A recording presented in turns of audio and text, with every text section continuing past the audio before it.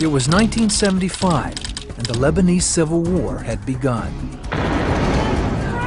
In 15 years of fighting between Muslims and Christians, over 100,000 people died in a war that nearly destroyed Lebanon.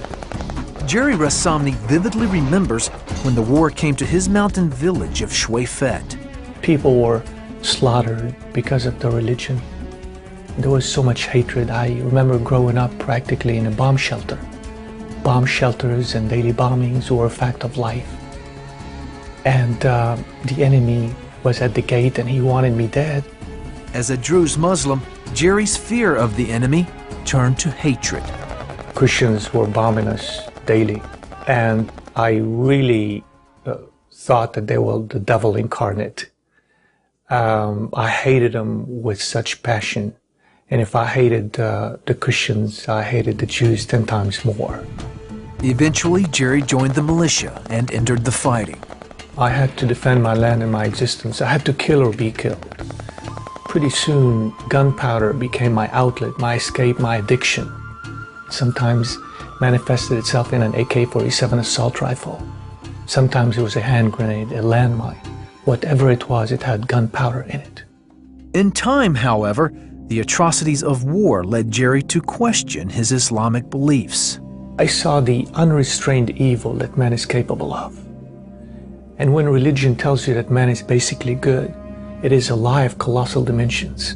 For I saw the true heart of man, and I was changed by the horrors of it. I remember seeing men lying on the streets in pools of their own blood, no better than dogs. I began to see that there is nothing redeeming about man. How could man, who's capable of such overwhelming evil, have goodness in his heart and evil at the periphery, as Islam claims? Isn't it the other way around? After 3 years of fighting, Jerry realized that the war was pointless, and so did his mother.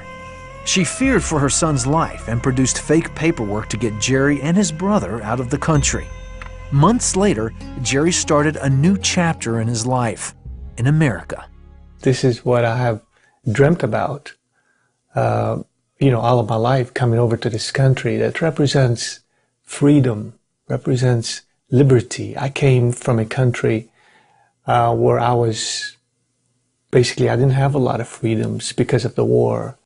Soon he met a young woman and fell in love, but she was a Christian. When I first laid eyes on her, something happened in my heart. It was love at first sight. I knew that she's the one for me. And the fact that she was a Christian, I turned a blind eye to that because I was so blinded by love. Within months, Jerry proposed to Jennifer. I knew at 19 years of age to pray and ask the Lord if it was His will for me to marry Jerry. And after much prayer, I finally had a peace about it. But my conditions were that we would attend church as a family and that our future children would be raised Christian. Jerry agreed to the conditions, but vowed never to convert to Christianity. He said, I told you I would never convert. I was born Druze Muslim. I'm going to die Druze Muslim, and not anything you could say or do is going to change that. So I never said another word and just began to pray. As Jennifer prayed, Jerry studied the Bible. He wanted to disprove its claims. Instead, he began to see fundamental differences between Islam and Christianity. As I began to examine the scriptures, I came across some revolutionary teachings. In the 99 excellent names of Allah in Islam, not one is love, not one is Father. But I read about a God who loved mankind so much, even after they rebelled against Him, that He made a way that we could come before Him and call Him Abba. This was not the God of Islam. And so, during a Sunday morning church service in October of 1998, Jerry Rassamni stepped forward and accepted Jesus as his Lord and Savior. It was as though the scales had fallen from my eyes, as though I could see for the first time that God was guarding me and protecting my life all these years when I should have been 6 feet under.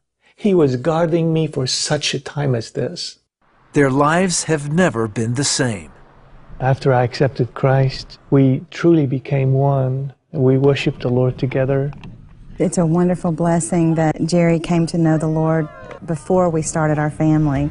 Jerry tells his life's journey from the killing fields of Lebanon to the loving arms of Jesus Christ in his book, From Jihad to Jesus. He knows that God has a plan to reach Muslims with the gospel. God says, in the last days, I will pour out my spirit on all people. He said, your old men shall dream dreams, your young men shall see visions. And we are seeing the fulfillment of Joel 2:28 in the Muslim world all over, where people in Islam are seeing visions and dreams of Christ, and they're coming out of darkness into light. Jerry is truly grateful for his life's journey. I should have spent eternity in hell. That's where I belong. But God, in His infinite mercy, sent His Son to die in my place so that I don't have to spend eternity in hell. And it's through nothing that I do, but it's through what the Savior has done on the cross for me 2,000 years ago.